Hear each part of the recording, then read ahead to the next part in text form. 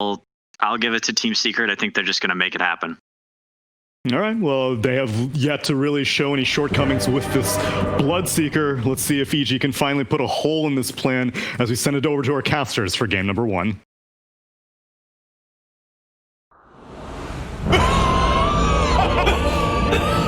Tell me, someone Sonic. Oh, let's do this!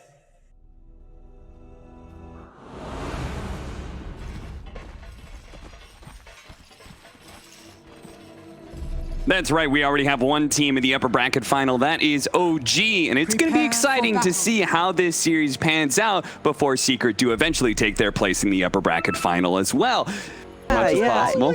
I mean, that's how you got to play the game, man. Don't hate the player. That's you know, with the whole streamer situation going on, right? Same exact thing. You got to blame the game, not the player. And you know, Secret as well. There's some very clickbaitable players as well, given that they're on a complete tear for about a year now. Just completely, they seem to be the best team in Dota, period, by a huge margin. I feel like there's not a single name on Secret that doesn't draw fans at that point. Are you serious? I mean, of course.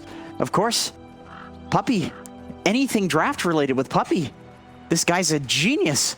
He's a god. I think a lot of people are just expecting this to be a complete massacre. So if EG does anything in this game, I think they're going to exceed expectations given how Secret has performed.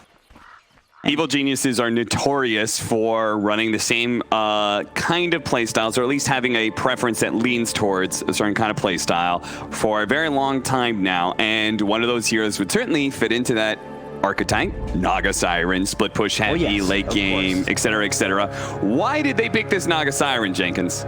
Okay, so I'm going to call him out for this. I was in a pub with Arteezy about, we'll say, 1 to 2 months ago. He called this hero dog shit. A friend of mine was playing it and, doing okay. He was farmed and he's like, this hero sucks because it can't end games. He's basically saying, like, this is the worst of the illusion heroes. So I don't know if there's been some buffs to Naga. So you're saying that Arteezy flamed your friend for playing the Naga Siren, 100%. Saying that it's total dog shit, and why do people keep on picking it? Right. And now he's here picking it. Right, and I'm sitting here thinking, like, dude, Arteezy, this is your hero, man. So I think what he was honestly trying to say there is that the ease of execution on this hero, it's just not easy. It's hard to end games with Naga Siren, but if you're good at it, perhaps it's still good. I mean, especially if you're running this very interesting aggro tri-lane against the Lifestealer. I think this will do pretty well. Yeah, and that is a very key factor, right? Is pubs, very often people are just picking just to pick, but here they have a sort of classic matchup, the Naga Siren versus the Lifestealer. Yeah, high armored hero on the Naga Siren spawns the illusions. Lifestealer can't do anything to clear those. You can see Puppey's trying to right-click them here, but, a Chen can only do so much. How do you think he's going to adjust the Lifestealer, that is? Like, do you think we can see that Radiance build, or is it going to Maelstrom type build, or how is he going to be able to adjust this, or are you just going to go normal? To be honest, I think with the Leshrac last pick, you don't need to go for the Radiance on Lifestealer. It's just not a great build right now in general. I think you want to play faster. I think Lifestealer needs to be the answer to the other heroes, and he's a great answer to the other heroes. I think they can all get bursted as long as the Wyvern is dealt with. And then let the Leshrac, who was last pick, deal with this Naga Siren. So while we're having this tri-lane, it does mean we have a 1v1 bottom lane, which is the Furion versus the Bloodseeker. Yes. Which I would imagine Zai's going to do perfectly fine here, even though he's got, the annoying harassment of the Furion. He should be able to constantly be healing himself off of killing these creeps, thanks to the Blood Rage. It is one of those matchups, though, where you maybe need to go for a second point in the Blood Rage, or sorry, the passive now is what heals. Yeah, sorry. So maybe you need to go for like a second point in the heal just to sustain through that level 3, level 4 period.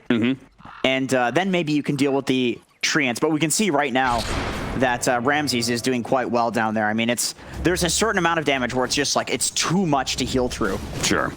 Also, you kind of got a CS advantage that naturally comes with the Treants, all focusing on denies all at once, which can make things difficult for Zai.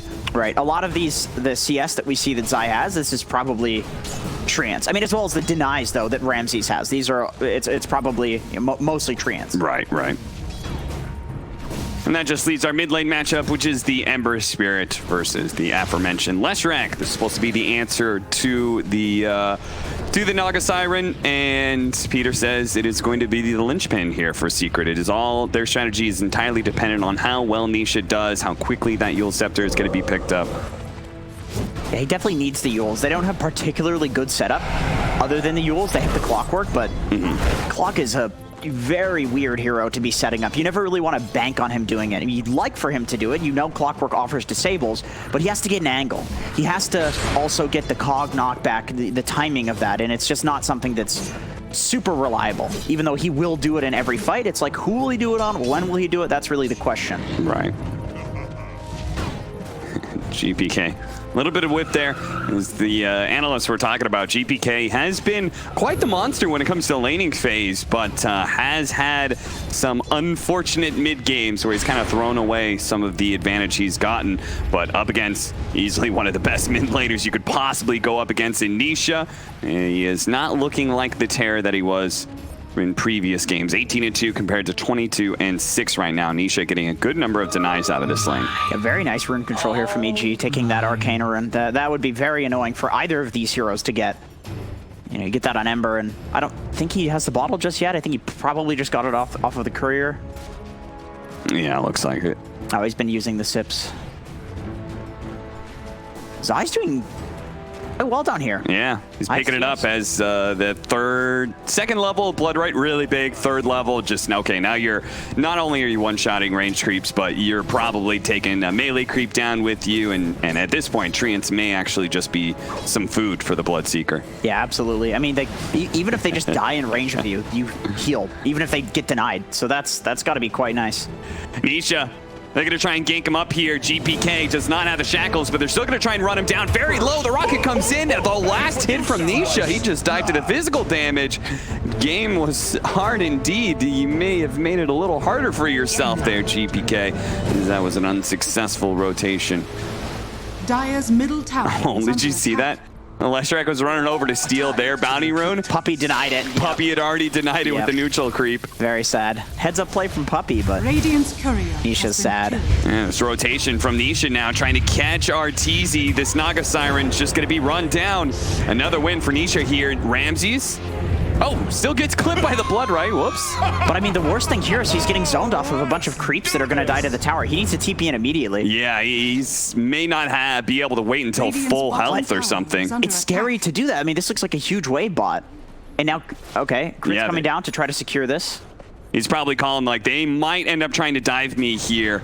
And, well, the Tiny is going to try and even things out here. We haven't talked about the... There comes the Wrath of Nature. Zai's going to take a lot of damage. There it is, the big hits. Tried to zone him out. Was Ramses level 5 when he TP back? I think so. I think he got it from the wave. Yeah, the big wave came in. GPK trying to get away, but Nisha trying to run him down. The illusions. Oh, the tower hits. He's got the bottle. That'll be good enough. With the healing salve, he's fine. Both the mid laners will barely live. And that rocket hit at just the most inconvenient time and place. Like if it hits during the bottle and salve, then you cancel that, and he has to go back to base. Which is fine. I mean, he can get back. He's an Ember Spear, but it's a little bit more annoying. And I think he might have died if that actually hit there. But once again, speaking of this Clockwork here, you never really want to bank on a rocket hitting to get a kill, but it would have been very convenient for Secret. We're going to smoke up just like Nisha made a rotation earlier. Looks like GPK is going to be encouraged to do the same by Crit. We haven't actually talked about the 4 positions, but Crit and Yapzor have just kind of been running around the map together. It was like 4 minutes or something, and Yapzor was still level 1. Very much focused on trying to counter each other's rotations. Right. That sometimes happens where it's like, if I just go where this Tiny goes, then nothing can happen on the map. And then nothing happens on the map. It's just like a core battle in the side lanes. Zai, here comes the gank. Throws out the Blood Rights. Nisha is on his way with the silence already out, and Zai still not dead. This is looking quite good for Secret. They're going to be able to get the kill pretty easily on Crit, and Zai will heal back up. Great build on Zai, going for the early Belt of Strength and Raindrop as well as Basilius. Like, he's got so many little stat-efficient items. When he played against OG and he was playing this Bloodseeker, he literally just went straight Veil. He didn't send out any items until Veil because he could be greedy, but in this game he knows he can't be that greedy. He's got to send out those items. We still have the scan behind the tower, but GPK's here, spotted by the rocket as it went overhead. The Wrath of Nature is going to go out. So they have any vision on these heroes? Doesn't look like it. All of Secret head out of vision and don't take the big nuke damage. They know also that there is a ward to the left there in that Radiant jungle because the Chen creep got hit by the Wrath of Nature. So Puppey's already pinged that out. The classic Wrath of Nature ward reveal. Yeah. That is the plight of many pub Nature's prophets. Their supports get very mad. Hey man, I can't control that. It's true. You kind of can. Not too much. It hits a lot of targets these days. Yep. Almost have the mech on Puppey. Actually went Bassy, so he's not rushing the mech, and still about 750 gold, and he'll have that. Just jungling. This is something that Puppey does. This is very annoying. Whenever I've been, once again, pubbing with this guy. Unfortunately, on the enemy team, anytime there's space on the map and he's not needed in a lane, he doesn't go rotate. He'll literally just jungle, and then he comes out of the jungle as like with core farms. Yeah. Bro, Puppey, come on, man. And with a lifestealer, like, what better hero to leave alone and feel comfortable, you know? Yeah, exactly. And he's not really needed in the lanes. Like, this is... You know, they're chilling for a bit. There's a bit of a grace period, and then I think they'll put on the pressure. Once they have the Chen mech, plus the Leshrac possibly having a Yules, man, that seems like a real solid timing. Yeah, and this is looking like a snowball that is just going to roll right over Evil Geniuses, as they've already shown they're kind of lacking some damage when it comes to killing some heroes. They need to get those levels up on crit, because I think without him being maxed out Avalanche Toss, Secret, there's not a big enough threat to stop them at this point. Nisha's just going to put himself in this little cupboard and slowly Diabolic Edict down the tower. Fly's going to try and go for the last hit and misses. Misses the deny. Now potentially caught here. Slow down, hits the stun, opens up the trees, and Yapzor is able to keep running him down as a result. 10-minute bounty runes are coming up as well. And Matumba Man, he's going to secure one at top, or at least try to. And that's one of those situations where clicking battle, crit wins. Crit does manage to outclick him, so 2 for 2 split. But with this Wyvern defending the bot lane. Oh my goodness, die! That was a sick move. Knew he was going to be jumping over the double damage, and they get a big kill on GPK. Zai, you sly dog, you. Wow, that was nice. It's hard to do things with this Bloodseeker offlane. It is definitely a good hero, but it's hard to make things happen. Like what we just saw is the skill that it takes to actually, you know, make a play with this Bloodseeker offlane. But it looks damn good when it does work. Toss him all over. Just do a spot of damage. Secret. It seems like they're going to just keep on focusing on hitting neutral creeps until they hit that really big critical mass. There's the mech. And I'm not sure who picked up the Veil, on which side it was. I think that would probably Zai? be Zai. It was Zai, yeah. Going for treads this game, so that way he can survive the magical damage. In the previous game where he played offlane Bloodseeker, he went brown boots, and then in another one he went for phase boots, because he could play more as a carry, and he needed the physical resistance, but he just needs to survive burst in this game. Crit. Toss up in the air. I'm just trying to get Matumba Man off of him. What have we here? Hey.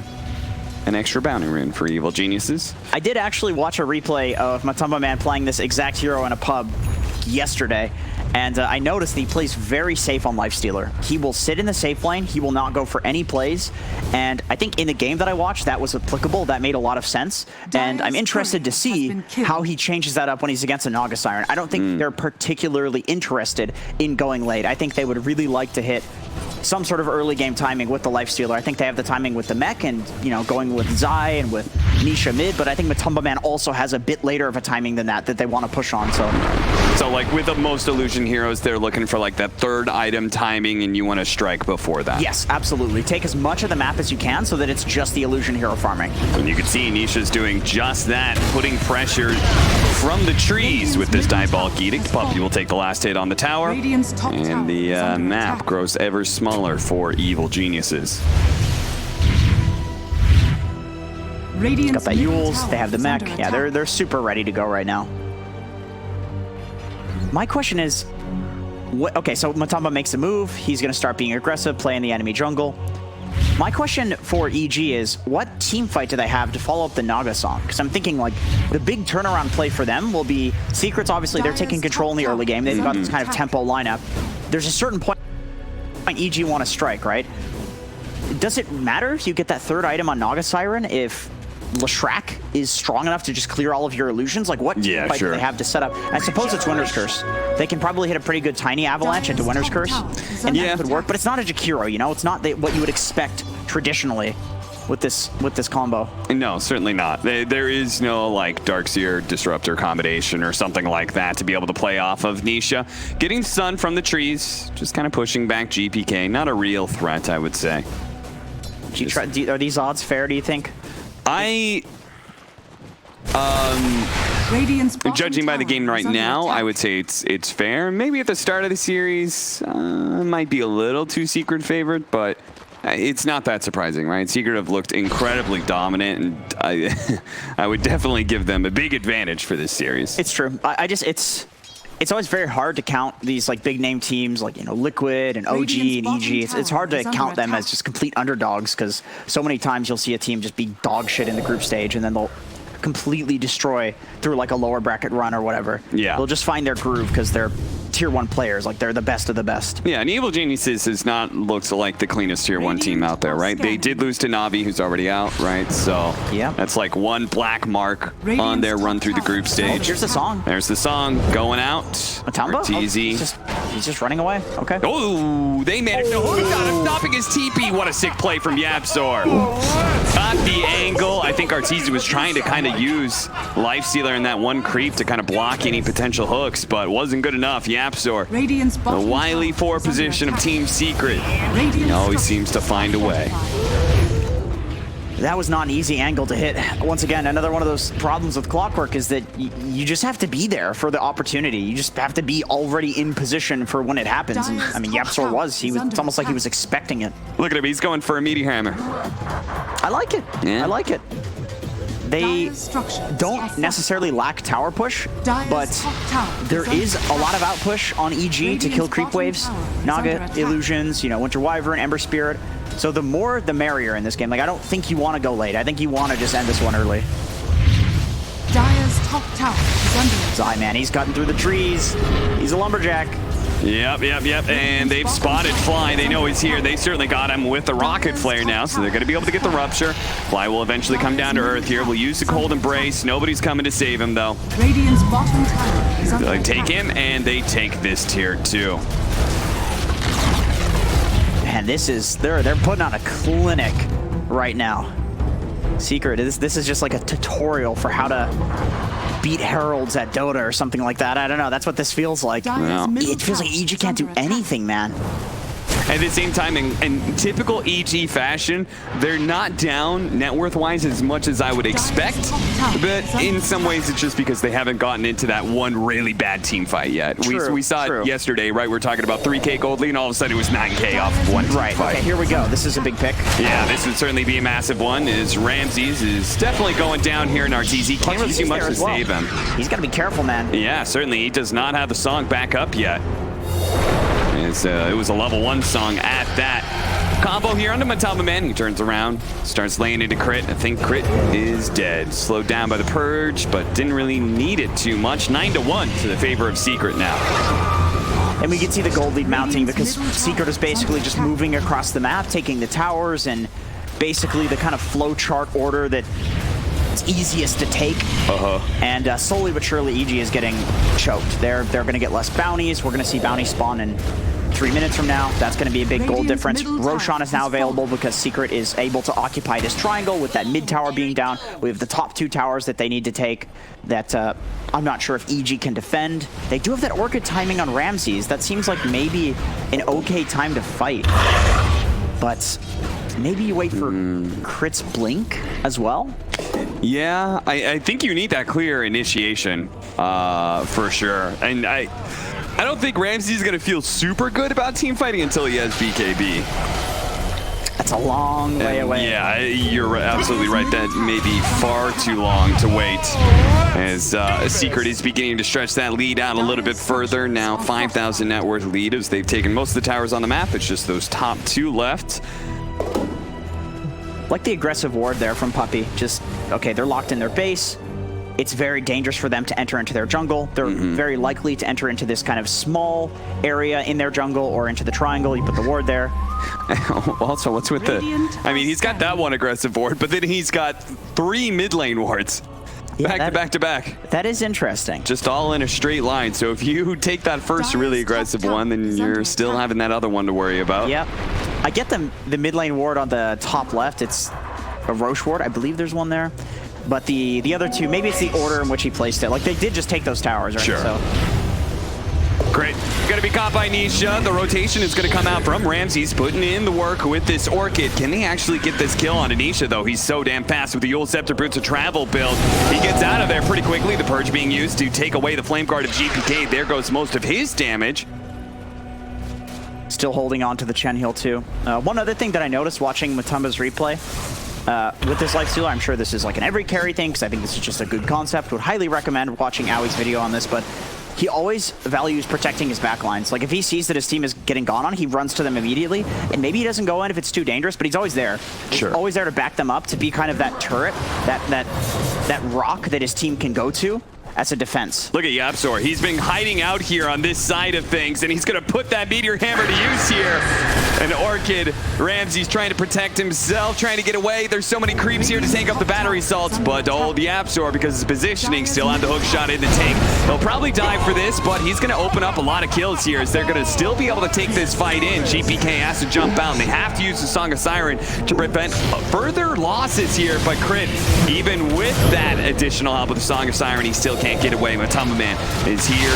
He's come to collect. They're going to get the 2 kills. And are they even going to go high ground? They will. Okay, they just forced out the clip there. All right, chill. Is under attack. Yeah, they have a lot to still take. This entire top area of the map in Roshan. And by the way, you spoke about the adjustment in Matumba's build. Like, do you go for this Deso, Sanjin Yasha, Heaven's Halberd, whatever, like the regular lifestealer build is? He's going for the Maelstrom, the Mjolnir. Like, this to me seems like the more modern version of this Radiance. And by modern, I mean Radiance became dog shit like a few months ago.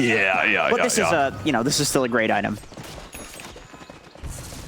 Meanwhile, RTZ just trying to get a second big stat item, right? He goes for the Manta, doesn't go for Diffuser Blade. He's like, okay, I need actual stats to survive. He goes for the Scotty over the Heart. What do you think about that? The Scotty's just the new age good item. I think against the Lifestealer, it's great. I mean, against all of these heroes, they have the Chen heals, they have the heals on Bloodseeker, they have the heals on Lifestealer. I mean, how is he supposed to stay on top of this Nisha Leshrac if he ever does get on top of him, right? It's like he's super fast with Boots of Travel Yules. I honestly think he needs Heart Scotty. Oh my god, GPK. He gets hit by the Meteor Hammer. It's not like Yapzor is going to be able to do anything to... Okay, maybe. Jumps away to the Remnant. Stun came a little too soon. Yeah, you can see he went for that instant, like, frame-perfect timing. Yeah, exactly. Because you have to against an Ember Spirit. He's just got no cast time on the Remnant. So you have to get very lucky to pull that off. I mean, Nisha's one of those players. Like, I've seen this guy do the coil break on Puck. Almost consistently. But if you can do that like once or twice in a game, that's already impressive. That's like a 1 out of 10 times thing. You know, you can Yules and then it breaks the coil. Yeah, so what you're talking about is coil. If you go to the very edges of it and pop Yules, the Z axis will break the coil. Actually, no, it's because the Yule spins you. So you move out of coil range while invulnerable. Oh, okay, He's done that in a game like 3 times. He'll do it in a game. Oh, I see. So I'm saying that mechanically, Nisha's the type of guy that I would expect to pull something like this off. Right. But it's not easy. Radiant's top tower. Well, they got their second tower of the game on Evil Geniuses. Thanks to GPK's aggression. Ramsey's going to try and collect a third here. Arteezy playing nearby, ready to go with a Song of Siren. Matumba Man thinking to himself, there's no way this Nature's Prophet is playing this aggressively without some boys behind him. But now, Matumba Man has some boys of his own. Do they have any disables to stop him, though? Oh, the hook shot comes in just in time from Yapzor. Once again, right place, right time. He was the first person to TP in. Just those little things, right? Great team play too. Matumba got out of the way, and the moment he TP'd in, he hooked. Like Matumba knew he was gonna hook and gave him the angle, and then he moved. And then also, Yapzor knew Matumba was gonna move out of the way. He throws the hook. That's just Great trust. And I Good like this trust. from Nisha, immediately moving to the other side of the map. You showed a bunch of heroes, right? What is any split pushing hero going to do? I've got to run down that top lane. And Nisha's going to say, no. This top lane's not going to push out too much. I'm not going to let it get out of control. And he can do that because he's the one holding the Aegis. And he's got the travels, like just second item travels, Shrek. Yule's travels, you feel so incredibly fast. Even if it's a bad travels game, it still feels like a good item because you're so hard to kill in fights, you just run away from people. But then, like you said, he has the Aegis to boot, so do you really need tanky items? You can just go for a Kaya, because he's got a casual Kaya building the Bloodstone. I guess not so casual, but... And now you can see Evil Geniuses, the only people that are getting farm, I mean, they do have heroes that are able to find farm because their natural mobility or split pushing powers, but even so, it feels like the map is closing in on them, right? Arteezy's only throwing illusions down lane. Ramses is playing in their jungle right now with the teleport, and GPK is just strictly trying to defend. I do want to point out something cool about what Ramses is doing. He was given some sentries and wards, and so he places a ward in the mid lane. I think he probably placed that bot ward as well, and then he also places a sentry on a high ground. He went to the tower and he's going to get caught. Oh, no. I was literally about to say, because you, against a Nature's Prophet, you would high ground ward places like that. Yep. Because you know that he's going to play in your jungle. Yep. And so he put the sentry on the other high ground eye spot, but not that one. Yep. That's why he got picked off, because Secret, they kind of next level. They put it in the other one. No, they got lucky. Just the right one. He walked through it. Tier 3 that's already taken a decent amount of damage, and Secret, thanks to Chen, thanks to some of their mobility, they're just able to go from picking somebody off in that bottom lane and immediately be reformed up in a pretty good ball to take this top lane of barracks. And Evil Geniuses, it just feels like they're running out of options here, and I don't know when this game turns around for them, Jenkins. Like, I don't know if this game delays another 10 minutes, if they are still incapable of fighting. Crit tries to come in, goes to the toss back of the Yules, but a Rage and a Yule Scepter is going to stop that. Oh, that's Winter's first, but it's not what they wanted, that's for sure. Song of Siren being used as well. That is Evil Geniuses using most of their big ultimates here, their big team fighting abilities, and getting nothing for it. Yeah, so all they need to do now is just... The seeds. Oh, look at him. They saw him. Ramses TP'd in, grabbed the bounty rune, and Nisha immediately TP'd in, and Matumba Man infested inside of Nisha, so he's going to join him for this kill onto Ramses. I'm a little surprised he died in the same spot, especially with the presence of mind to put the sentry on the other high ground D-ward spot.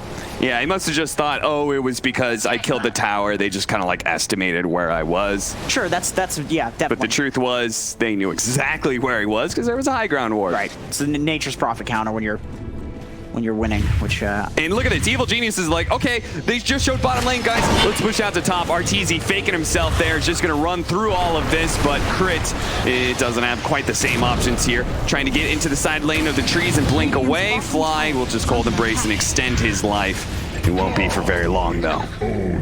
A Blood Rage Nisha is very scary, especially when he's caught that extra life, so he can kind of play fearlessly. GPK, got to be careful of the basher here. There it goes. But the Rage is also running out. Crit with the toss back. They do have the Orchid there as well, but oh no, Ramses, he doesn't want to be in melee range. Fortunately, the ensnare is there, tries to buy him a little bit of space, but he still goes down. Matumba Man does end up falling here, trading his life for Ramses. Nisha, GPK, I think he's just trying to cut more mid creep waves potentially and get away from this team fight that's going around. Really solid pickoff there from EG. Oh man, that would have been devastating. Yeah, it certainly would have. Nisha was like picking his nose or something, so he wasn't moving around. He went like AFK for a second there. Needed to take a breather. Yeah, he's like, ooh, an arcane rune. Let me think about that. Now that was a nice, really nice toss back, catching him without the Rage there into the Orchid. That's the only way that they can kill him is by isolating him like that. Matumba, when he plays this hero, he's always on the front line. Super aggressive. All right, the kill on a puppy. That's what they want. Matumba Man's dead still, so they're like, all right, we got some time to work with. Let's just grab whoever we can. Not a terribly value kill, but, it's always kind of nice to kill Chen and his creeps. Yeah. Once again, without Matumba, like, there's nobody to really play the front line. Nisha doesn't want to do it. It's a little too risky. Zai, he hasn't built to be super tanky with the Veil build. I'm still left with Dire's that middle kind tower of is under perplexing problem here. When does Evil Geniuses Dire feel are scanning. good about their team fight? Like, what is the power spike? What are the items that we need here, Jenkins? Oh, man. Honestly, I feel like you build for... He's got a Dagon on Bloodseeker. Oh, boy. I've seen people doing this in pubs recently. It definitely feels nice. You can do a lot of damage. I think Fog was telling you can do, like, 2,000 damage between Ethereal Blade, Dagon with Blood Rage and Veil. That sounds pretty high to me. Yeah, pretty high damage. And remember, like, this is in the late game when people have 50 armor, so it's quite effective in terms of the damage. Sure, absolutely. And in a weird way, it's like everyone's scaling up in armor, but nobody really scales anymore in magic armor at some point. No, you just have the pipes. So in a weird way, it goes magic damage, super good, then physical damage, super good, and then magic damage starts coming back a little bit in the late game. It would be different if people got like 6 hearts. If multiple hearts was the meta, Sure. then magic damage, Monkey King Bar, for example, wouldn't be so good as well, because it's magic damage. But items, I Rapier. That's Rapier on probably Ramses. Every single time, you're just kind of watching secrets run through lanes as quick as possible, move to the other side of the map, push the lanes in, trying to counteract this split push that's happening. One more kill, then we get weed number. Oh, the weed number. That'll be funny. I'm gonna laugh at that when that happens. That'll be some on, good Ramses. Twitch chat memes. Ramses, let's go. No, you love those. He's in the trees. Now I want Evil Geniuses to get a kill. Don't do it. We can't get 3-2-2. EG, unfortunately, Matumba threw that opportunity. Now, I think to turn this game, you need some nuclear option. It's not enough to just get Naga's 4th item.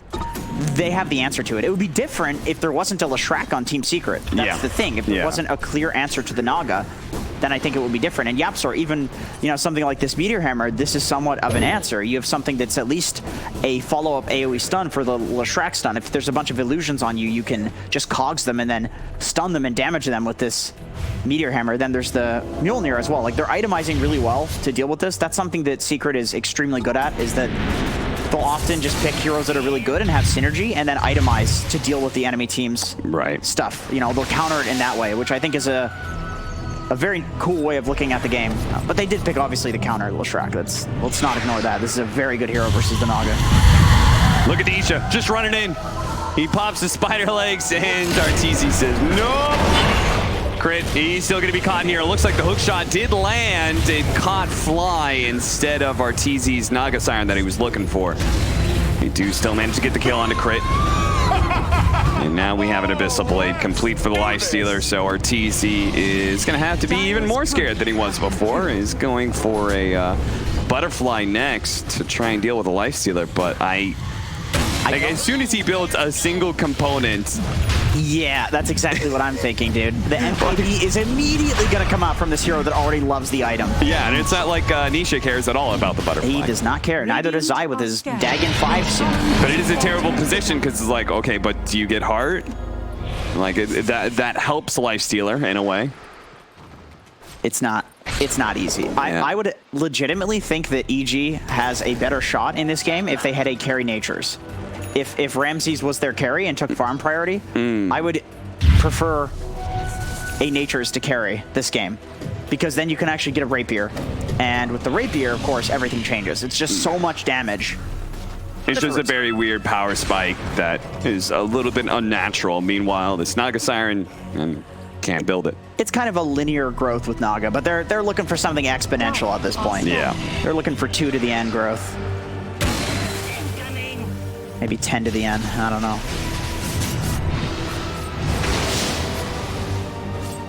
And here they are, Evil Geniuses, all huddle on the high ground. We've seen them make comebacks before, but that's usually based around, we've got Enigma. Oh, I just high ground with a black hole or something. Weed number, by the way. All right. Isha, taking a lot of damage. He did take a hefty amount of damage there. Oh boy, tornadoes. Hefty amount of damage was also done to the tower. This is just annoying. Puppey, please, mercy. We don't want to be slowed. Not in our base. This is a safe space. There are no safe spaces in 2020, Jenkins. This is true. Not when Secret's involved. This is very true. That's a fully completed Dagon 5, I think. Yeah. At 32 minutes. It is nice to see a different no, it's Bloodseeker not. build because I feel like every Bloodseeker we saw went Veil into Guardian Greaves, right? Yes. Veil into Yules into Guardian Greaves. Yeah. That's usually the build. I wonder if he's sending out Dagon components or if he's sending out the Lotus Orb. Is he being a good boy or is he being a bad boy? He's being a good boy. You know he's being a good boy. Zai is only ever a good boy. He's like, I'm done memeing at this point. Dagon 3 is enough. We've tortured EG enough. Let's put them out of their misery. Let's go high ground. Crit. Oh, they need to kill those creeps. Fortunately, they do. They're going to stop Nisha's teleport in. Puppey is free. Is this? Leave us. Okay, take control back of your triangle. That's definitely something. I like that he switched up the butterfly. I think we both had some issues with that. I think a lot of carry players would look at that and be like, I don't know, but it's Arteezy, so he's probably making the right decision. Well, he did make the right decision. BKB against the Naga. That is, or against the Lashrak as a Naga. Yeah. That's kind of what he's got to get. That or a heart. And then he just goes the most popular damage item at this point with the MKB, right? Yep. I think that's a Lifestealer who has the evasion talent. He needs some single target DPS as much as he'd like to have stats on Naga. It's not the game for it. And maybe if he gets the MKB and goes for that build, a Rapier is not too bad if he's building to like right click with his main hero. So we had that change, right, where you now lifesteal off of illusions. That was several patches back, Yes. right? You also spell lifesteal off illusions, I assume? Oh, that's a good question. I'm not actually Because Nisha now has an Octarine Core, which you're going to see him put to good use. terrible right now. Probably the most iconic Bloodstone hero there. Yep. Lashrak like doesn't need that much mana, but he needs a bit. He needs a bit extra. And then the Bloodstone giving the percentage spell damage. Ooh, he's loving that. He's going to quickly heal up real quick. 60-second cooldown for that Bloodstone. And going to start marching high ground. Any Blood Rage? Maybe A bit risky. maybe they don't need it, though. Glyph going to be used. Meteor Hammer lands in an Arteezy.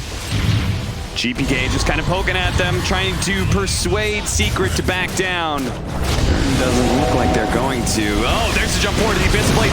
With the new coming out from Zai, they just quickly bring down this Ember Spirit, who does not have buyback fly. Looks like he's going to be doing the same here. Couldn't even get off the Winter's Curse as he gets bumped around. Fortunately, he does have buyback. They're going to re-smoke up. They need a beautiful Winter's Curse here to be able to turn this team fight around. 4 versus 5. He's still smoked up, looking for his opening.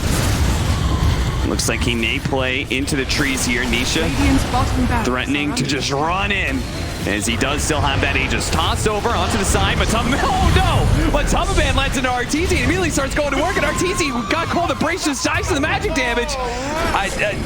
Okay, that's it.